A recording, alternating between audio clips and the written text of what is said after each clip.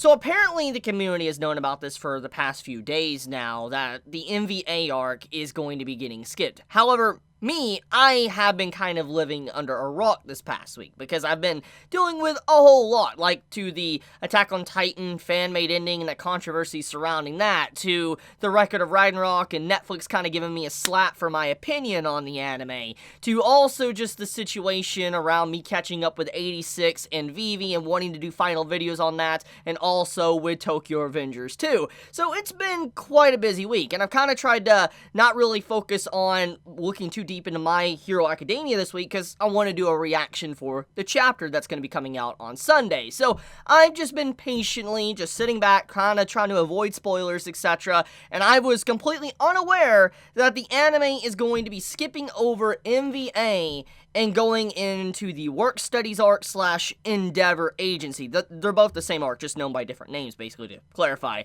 But I was unaware that we were going to be going over MVA, and if you have been following my videos, at least for the anime, you know that I've been talking about the MVA arc, that it's the arc after what was going on throughout all of Season 5 so far. It's the arc after, and I was like, it's going to be insane. People are looking forward to it, because it is the arc in the manga that takes place after what we just got done with in the anime. But, once again, clearly, we're skipping over that. Now, there is probably some potential reasons why this is, and I am going to go over it, so do not worry. And I'm also going to talk about episode 101 that came out today, but let's get the main elephant out of the room first. What people are obviously going to be talking about is, why did Studio Bones skip over the MVA arc, and why are we going into the Endeavor Agency arc? Why is that a thing? Why is this happening? So I'm going to try my best not to give any spoilers, nothing, don't worry, because I know there is a lot of anime-onlys that click in and watch this video, so don't worry. I'm going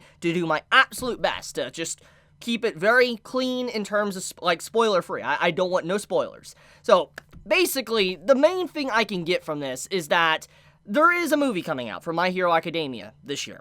The third movie. And basically, the third movie of My Hero Academia is supposed to be taking place in the Endeavor Agency arc, at least from what I can kind of gather information on. If this is indeed the case, they probably do not want to spoil individuals that watch the movie. For instance, they don't want you, to watch the movie and then be like, wait, what's going on all in here, when it hasn't been shown in the anime yet. So I feel like the way this is being structured is that they're wanting to introduce Endeavor's agency, kind of the inner workings of how it is going on, the work studies with all the individual characters, getting to see kind of the training with Izuku and all of that, just all of this going on. And so when they go into the movie, you're not really left in a big question mark, like, what is this? What's this? Why are they here? Why did this happen, etc. It would make sense why they probably want to go in to the Endeavor's agency arc first before MVA because of the movie.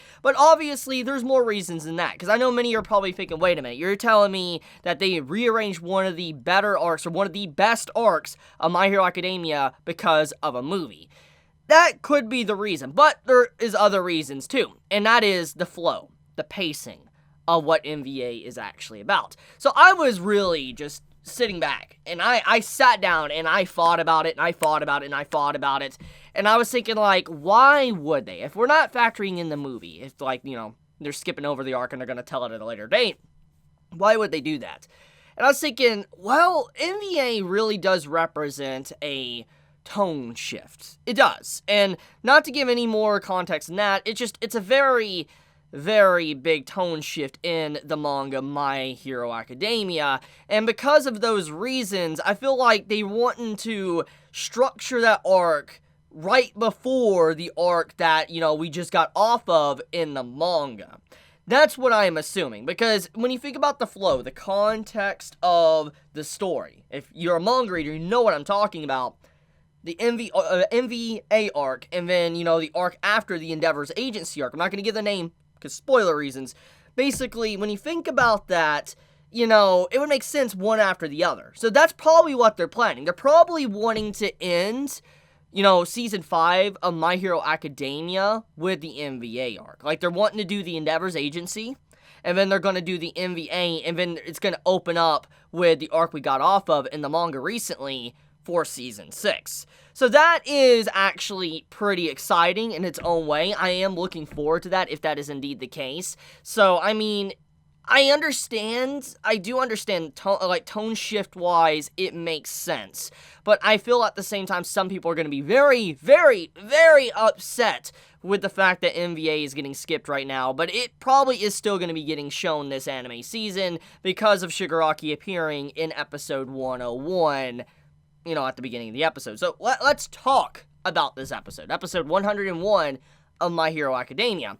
So obviously it opens up showing Shigaraki. Literally you see this man in the middle of a crumbling city around him, laughing, solid white hair, blood on his face. Obviously something happened. We don't have the full context of what is going on, but it's clear as day something really bad happened. I mean, it's even mentioned throughout the episode that the episode or the arc we're getting into takes place 9 days after the events of whatever was going on there with Shigaraki, and so we don't really know what happened, but something obviously is being built up behind the scenes, something sinister, and I feel like the context of that does weigh heavily on this episode. It's a good contrast, actually. Like, really take your bias away and just really think about the contrast of this episode compared to the beginning of the episode. Beginning opens up with literally a city getting destroyed, and you see Shigaraki laughing.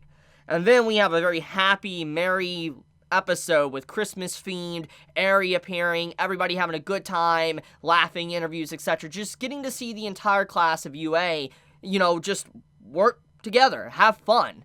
And it's like a major shift in, tone from the beginning of the episode throughout the rest of it. And it's like, obviously, this is foreshadowing that you should cherish these happier moments while you have them, because it might be the last remaining happy moments that you might get in a very long time. That is the impression that this episode gives you, especially what Izuku said at the end of the episode when he starts talking about how, from the bottom of my heart, I want to be able to celebrate Christmas with everyone again the next year. So it's just everything about this is foreshadowing and hinting at something that is going to happen, something really bad's going to happen, and we just don't really know it. And so you should cherish all of these character building moments that we've gotten throughout Season 5 so far. Which that's the next thing to get into. I want to talk about Eri. So obviously, Eri is such a sweetheart in this episode of My Hero Academia. When she appears, she's in her little Santa outfit and all that. But it's a very sad undertone as well to it. She introduces herself in this episode as trick or treat. And obviously, it's Christmas themed. And this seems very cute and innocent. Yeah, she's trick or treat, or she tries to exorcise demons, throwing stuff and all that. And it shows that she doesn't know what holidays are. She doesn't know what Easter is. She doesn't know what Christmas is. She doesn't know what Halloween is. She just doesn't know the typical holidays. And like I said, this could be looked at as if it's cute, but this just goes to show the amount of neglect and awful life she's lived so far thanks to what Overhaul did to her, because she doesn't even know what it means to celebrate Christmas or any form of holiday. That is the sad part about that scene. It really just goes to show how much she has been neglected. And that hits hard. It really shows what Overhaul really did to her throughout her current life. And that, thankfully, she's so young now that she will still be able to cherish some of these holidays while growing up. So it is something to smile about, but it's also just very sad to see what situation she was in until she was saved by Togata and Izuku. But other scenes as well. We have beautiful character building moments, getting to show Todoroki and how just this man does not know how to drop his guard, or he takes things at face value. When he's talking with Mount Lady in this episode, and he's doing this mock interview, he feels like he's potentially slaying the ladies, legitimately slaying ladies, but that's actually not the case. We know what that message meant, but it's just Todoroki is clearly someone that doesn't know how to look behind the deeper meaning. He just takes things at face value and he worries about it. So he's gonna definitely be an awkward one in front of the cameras in the future. And then speaking of cameras, we have Bakugo, and Bakugo, he literally had his actual interview completely cut out because of his very harsh nature and just everything about him. Basically, he has such a rude demeanor about him that he probably is not going to be very very popular. He's going to probably have the same level of popularity maybe as Endeavor, because you got to think about this. Like, Endeavor, from what we've seen so far from him,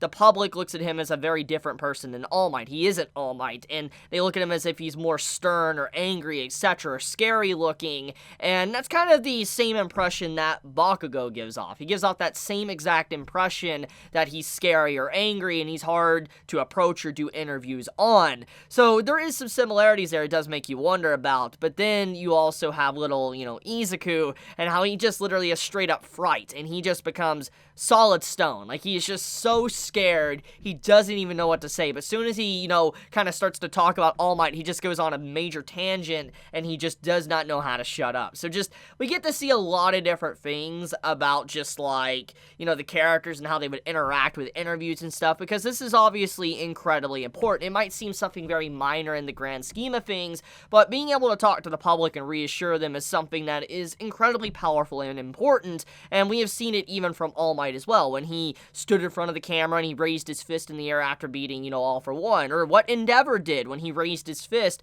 after, he took down, High End. So the media coverage is obviously incredibly important for the heroes. It helps them, even if it's against them sometimes, it does help them too. So they need to be able to interact with the public, and this is something that some characters are going to have to learn either to avoid or actually try to get better at. So the question is, will Bakugo be someone that's able to speak on camera, or will he have to actively avoid being caught by a cameraman?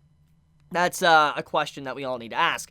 Now, another thing, too, is we get to see Izuku use Black Whip briefly, and his brief usage of Black Whip is very, very small. Like, basically, it shows that it has nowhere near the same level of power that it had in the previous episodes when it went out of control, but it shows that he is trying to learn at his own pace. He's learning a new quirk from the very beginning, and this can come as kind of like a breath of fresh air for those that were concerned that he might be progressing way too quickly with his quirk. But yeah, I mean, it's an interesting episode of My Hero Academia. I mean, we're getting into the Endeavor agency arc where Todoroki, Bakugo, and Izuku are apparently going to be going to work study under Endeavor. So this is going to be interesting. We're going to get to see a lot more of Endeavor that's taken a major spotlight into the story, but also get to see, our three main trio kind of work under him and how they've interact. And it shows also how Todoroki is more appreciative and willing to open up more to his father and allow his friends to even see his family situation. So there is a lot of growth with the characters. So it's just like, this is a good episode. I'm excited for it, regardless if we're skipping over MVA. But, I mean, once, it finally happens, we will probably have some quality to look forward to. But that's about it. Let me know your thoughts in the comments below, though. If you enjoy, this episode of My Hero, let me know. I'm curious about your thoughts. If you dislike it, also let me know. I want to know how you feel about it. But, if you enjoy my video, please leave a like. If you want to get notified for whenever I upload a video, please click the bell icon and subscribe as well if you also want to see more content in the future. But with that, guys, be safe.